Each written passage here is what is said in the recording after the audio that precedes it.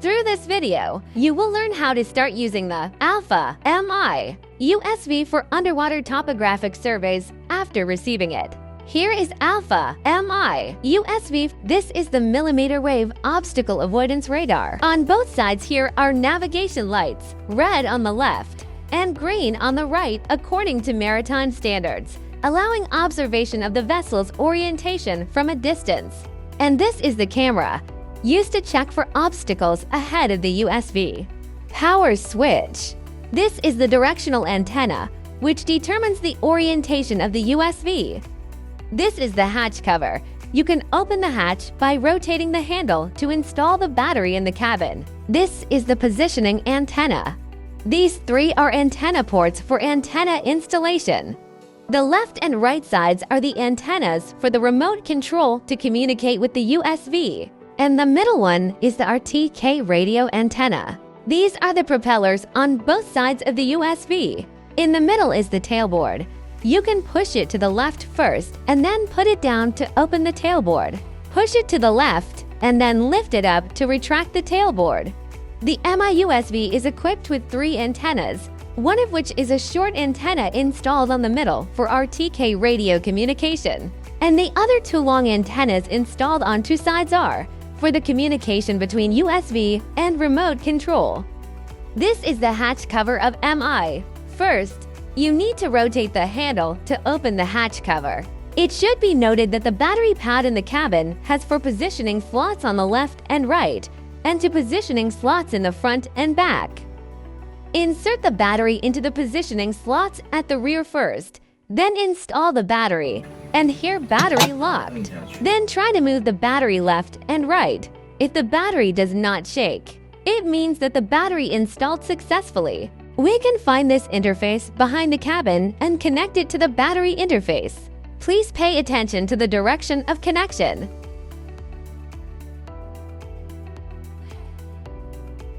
Close the hatch cover. These are the 3 antennas of MI. 2 of the longer 2400 to 2483 MHz are installed on the left and right sides, and the shorter 400 MHz is installed in the middle. Press and hold the switch in the middle of the remote control, and it will enter the power on state. Short press the power switch of the USV until the light's on, and then long press until you hear 3 beeps. The USV is successfully powered on. Click on the DIMAP Hydro application on the desktop of the remote control, and the USV will automatically connect to the remote control. The software interface shows connected. Displayed here is the USV serial number, and this is the current software version. And here shows active project name as status. This is base station connection status and mode. Click project name as status. Click New. Input the project name. Confirm. The project name as status will be displayed as the name of newly created project. Here you can choose different data link connection methods. For example, connect to the controller network or GNSS receiver radio. Now take the controller network as an example to set up. When using this mode, you need to pay attention to insertings, the SIM card here on the remote control, or use the remote control to connect to the hotspot of a mobile phone or mobile device. Here we take the connection to the mobile phone hotspot as an example. Connect the hotspot device name, enter the password. Data link, choose controller network. Connect mode, choose Ntrip Echoes. Input the correct IP, port, user, password, and get the mount point. Click Connect. The RX number displayed at the top changes, indicating that connected to the base station successful. And RTCM will show that it is connected. We can also see THEFIX displayed on the navigation page, indicating that the instrument has been properly connected to the Ntrip base station. Plan the route. Click Mission Plan to enter the route planning page. We have 3 modes for planning routes. The first, eye lake and reservoir survey, which allows the software to automatically generate a route by editing a polygon. The second ice polyline, which allows you to plan a route by clicking different points on the map. The third ice river survey, which allows you to generate a route by setting a center line and margins on the map. First, the lake and reservoir survey is 2 click points along the edge of the survey area on the map to form a polygon. Click the arrow on the right to edit the route angle and route interval, and rotate WP to switch waypoints. We usually set the route starting point to the place closest to where we started. Click Upload. Check the Upload Progress bar here. Click a Close when the upload is complete.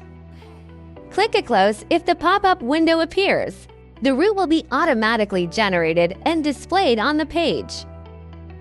Secondly, Polyline. Clicking on the map will directly generate a waypoint. At this time, the USV will move along the waypoint route we selected. Click Generate Route. We can also swap the starting point and end point of the route. After confirming the route, click Upload. Click a Close. Click a Close, and the route will be automatically generated and displayed on the page. Thirdly, River Survey.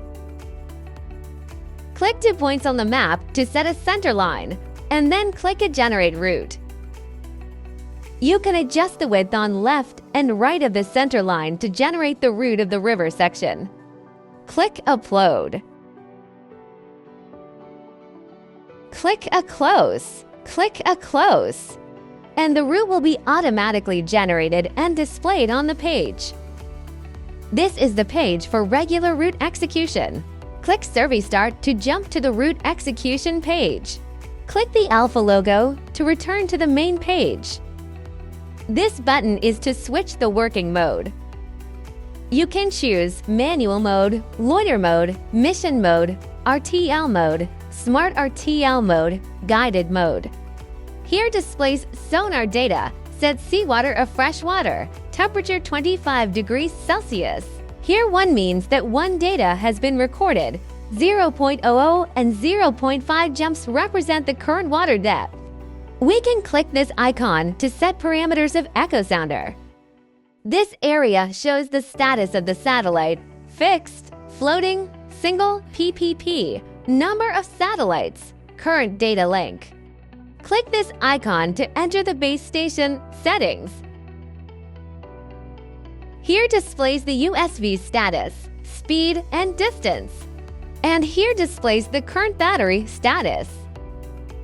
Here is displayed the current settings, speed, and the time required to complete the current mission. Click here to modify and set the speed. Settings to enter the settings page. Mission planning is to switch to route planning. The current project is displayed here, and different projects can be switched here. Cruise control is the button for keeps the current speed. This shows the locked or unlocked status of the USV. Mark PT can click on the coordinates of any point on the map. Trajectory Clear shows the current route of the USV. Hide to hide the current toolbar. There are some other tools in Toolbox. Auto Recording automatically records data. USV automatically records data by factory default. Click to turn off automatic recording. Reload means you can refresh the page to make it smoother. This position shows the current position and coordinates of the USV. This shows the current water depth. This is the display of the USV obstacle avoidance radar, showing that there are obstacles at a certain distance ahead. This icon shows the horizontal status of the USV. Click Settings to enter the settings page. The settings page is divided into the following sections on the left. The first, General Settings. Please pay attention to the first mode settings. This is the state of the USV after completing the mission. You can choose RTL to return to the home point in a straight line, or do nothing, and loiter to hover.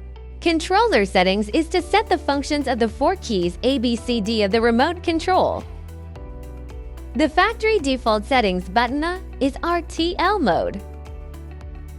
Button B is cruise control. Button C is guide mode. Button D is smart RTL mode, which means that USV selects waypoints based on the previous route and returns to the home point by following the original route.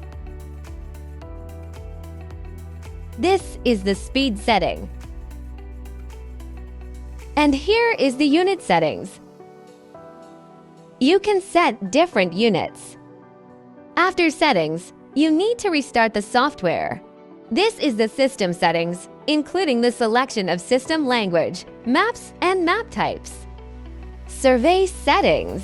Here you can set the interval between measurement points by time or distance. Other settings can remain at the default factory settings without modification. Safe settings.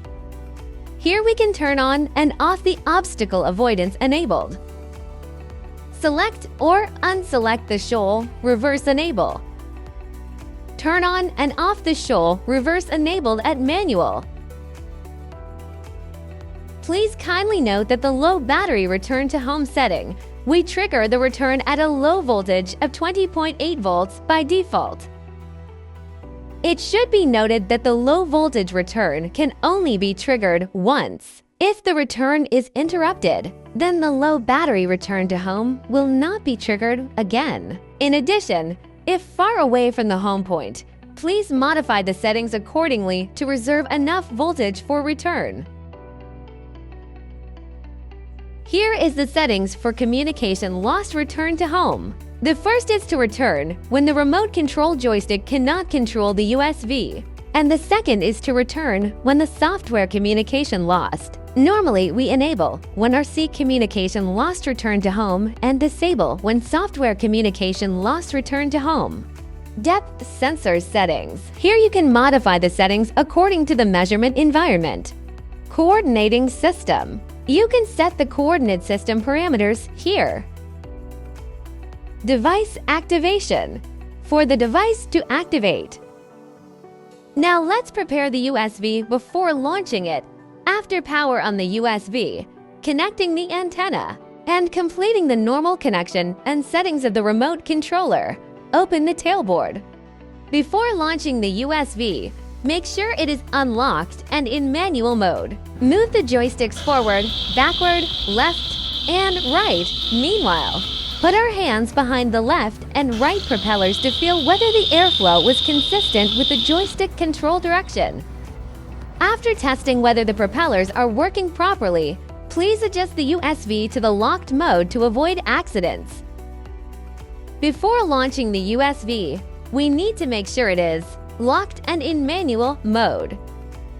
After launching USV into the water, move the metal rod to the far right to unlock the USV, then drive the USV in manual mode to a relatively safe place. Then lock and unlock the USV again to make sure the home point is set in a safe location. After setting the home point, set the USV to mission mode and start the mission. The remote control had to joysticks, left and right. Pushing the left joystick forward means the USV moves forward, and pushing it backward means the USV moves backward. Pushing the right joystick to the right means the USV turns right, and pushing it to the left means the USV turns left.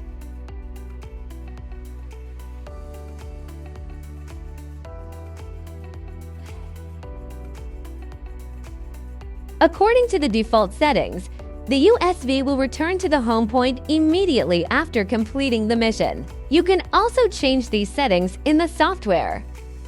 After the USV returns to a place that can be visually observed and relatively safe, switch to manual mode, manually and slowly drive the USV to a place close to the shore that can be reached. Then change to the locked mode it and bring the USV back to land.